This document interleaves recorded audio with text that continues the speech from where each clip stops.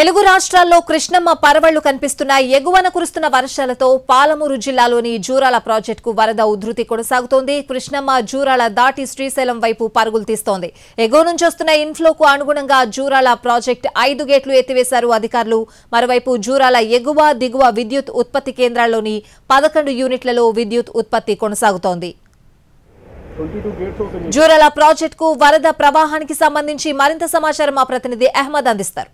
పాలమూరు జిల్లా వరప్రదాయని కృష్ణానదిపై తెలంగాణలో ఉన్న తొలి ప్రాజెక్టు జూరాల ప్రాజెక్టుకి వరద ఉధృతి కొనసాగుతుంది. కృష్ణా పరివాహక ప్రాంతాల్లో భారీ వర్షాలు కురుస్తుండటము, కర్ణాటకలో ఎగువలో ఉన్నటువంటి ఆల్మట్టి నారాయణపూర్ ప్రాజెక్టులు పూర్తి స్థాయిలో నిండటంతో 71,000 క్యూసెక్ల నీటిని దిగువకు విడుదల చేస్తున్నారు. ప్రస్తుతం మనం జూరాల వద్ద ఉన్నాము. జూరాలకి 71,000 క్యూసెక్ల ఇన్ఫ్లో కొనసాగుతుండటంతో 5 గేట్లెత్తి నీటిని దాదాపు 61,000 క్యూసెక్ల నీటిని దిగువకు విడుదల చేస్తున్నటువంటి సిచ్యువేషన్ మనకు జూరాల వద్ద ఉంది. మనం స్పష్టంగా చూడవచ్చు. జూరాల వద్ద 5 క్రస్ట్ గేట్ల నుంచి కృష్ణమ్మ పరవళ్లు తొక్కుతూ శ్రీశైలం వైపుకి ప్రవహిస్తున్నటువంటి దృశ్యాలను, ఇక జూరాలపై ఆధారపడి ఉన్నటువంటి భీమా, నెట్టెంపాడు, కోయిల్ సాగర్ ఎత్తిపోతల పథకాలకి నీటిని విడుదల చేయడంతో పాటు జూరాల కుడి ఎడమ కాలువల ద్వారా నీటిని దిగువకు విడుదల చేస్తున్నారు.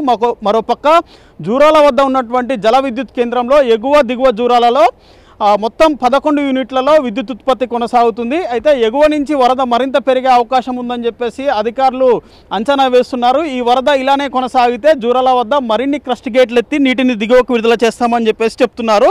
మరోపక్క ఎగువన కురుస్తున్న వర్షాల కారణంగా, క్యాచ్మెంట్ ఏరియాలో కురుస్తున్న వర్షాల కారణంగా జూరాలకి మరింత వరద పెరిగే అవకాశం ఉంది. ఈ సాయంత్రానికి లేదా రేపు ఉదయానికి 1,00,000 క్యూసెక్లకు పైగా వరద వచ్చే అవకాశం ఉందని చెప్పేసి అధికారులు చెప్తున్నటువంటి పరిస్థితి. మరోపక్క జూరాలపై ఆధారపడి సాగు చేపట్టినటువంటి రైతాంగం అంతా కూడా హర్షం వ్యక్తం చేస్తున్నారు.